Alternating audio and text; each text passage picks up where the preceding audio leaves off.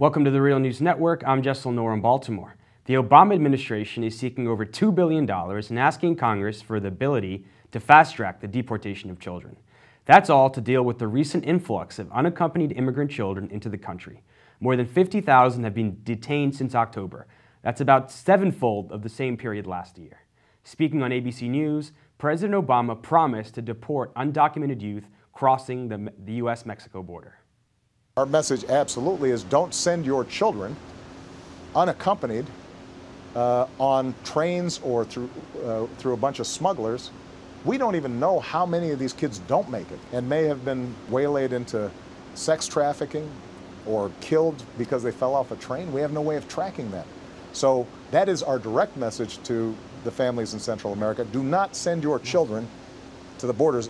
If they do make it, they'll get sent back. More importantly, they may not make it. Now joining us to discuss this is Silky Shah. She's the Interim Executive Director at the Detention Watch Network. Thank you so much for joining us, Silky. Thanks for having me on. So Silky, on Sunday, President Obama was on ABC, as we just played that clip, and he said it was a message to families in mostly in Central America saying, do not send your children here, we will deport them. Now, as we're speaking, he's in front of the White House doing a press conference.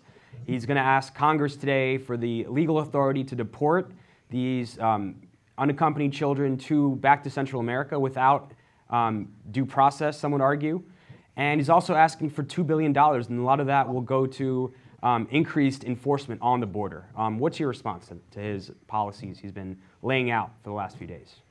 I mean, one, I think we need to at first it's children, but also women. And so one of the things that's happened, and just last Friday, we saw the opening of the Artesia Detention Center, a family detention center in New Mexico that's holding both women and children together, a policy that ended in 2009 because it largely ended in 2009 at the Hutto Detention Center in Texas because it's shown to be really inhumane, kids in prison uniforms, really punitive issues for children. And so I think that's one big concern for us is that, we're going to see this expansion of family detention, both in New Mexico and Texas. Also, we've heard some reports of facilities in Baltimore potentially. And so we're really, really concerned about that. So, that type of policy is not the answer by any means. Secondly, I think we need to understand that, a lot of the reason why people are fleeing from Central America is because of push factors, including root causes that the U.S. has had a direct hand in.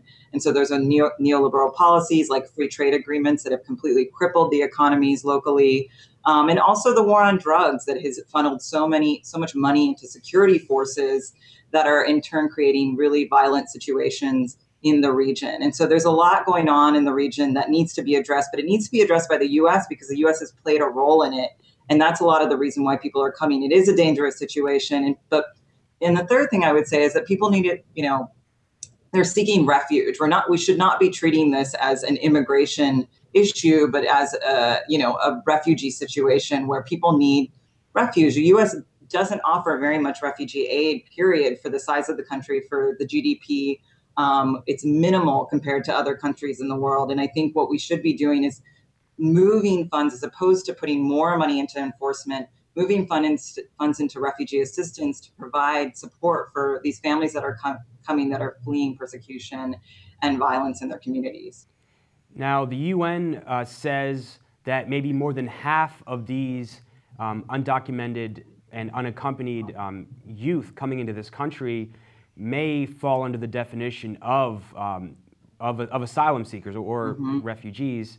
And the Obama administration and these policies they've unfolded, they are going to spend several $1 million in those Central American countries to help kind of deal with this influx. But unsurprisingly, Republicans would disagree with you, and many Democrats too, would disagree with you on the causes of why people are coming to this country, this new influx we've seen. And so, for example, Darrell Issa wrote a letter to President Obama just in the last few days, saying that it's Obama's deferred action program for Dreamers that arrived in this country before 2007 that's kind of leading to this influx, even though the undocumented immigrants coming now would not be eligible for it. he's saying, and the Republicans are arguing that Obama's policies have increased this idea that if someone comes here, they're allowed to stay. What's your response to those arguments? I mean, it's just absolutely absurd. First of all, I mean, that's not true. People who are coming to the border would not have, have the ability to get deferred action for childhood arrivals, DACA. And I think the reality is that people want to stay in their homes. You and me. So many people want to stay where they are. They want to stay with their families. So many of the stories that you're hearing about kids is people who didn't want to come, but their parents were begging them to come because they didn't have any other any recourse to deal with the situation. And so they're not coming just because they're hearing that it's going to be so great once they get here. They're coming because they have no other option. So I think this idea that DACA is the reason and Obama's lenient policies is the reason is absurd. And beyond that, Obama's policies have been anything but lenient. We've seen more detentions and deportations than any other president in U.S. history. 2 million deportations now. Over almost 500,000 detentions in fiscal year 2012 alone. I mean, it's an out of control system that's incredibly punitive. So to say that, because we're so nice to immigrants, that's the reason why people are coming is absolutely absurd.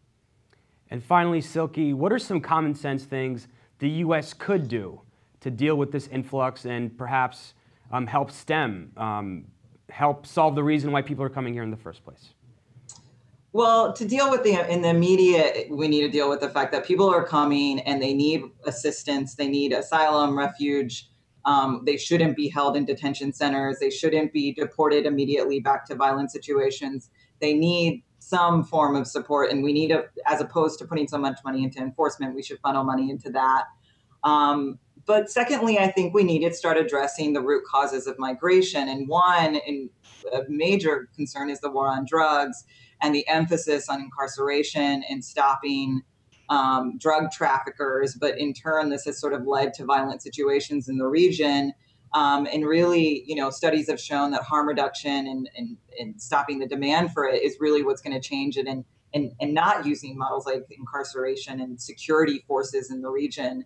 And then also really looking economically. I mean, these fair trade agreements have completely crippled these economies. If this Trans-Pacific Partnership passes, you'll see, I think there's estimated 100,000 Central American workers who aren't textile workers, who aren't going to have jobs. I mean, these types of policies have really destroyed these economies. And I think those are things that need to be stopped. Silky Shah, thank you so much for joining us. Thanks so much for having me. You can follow us at The Real News on Twitter. Tweet me questions and comments at Jessel Noor. You can also follow us at facebook.com/TheRealNews. Thank you so much for joining us.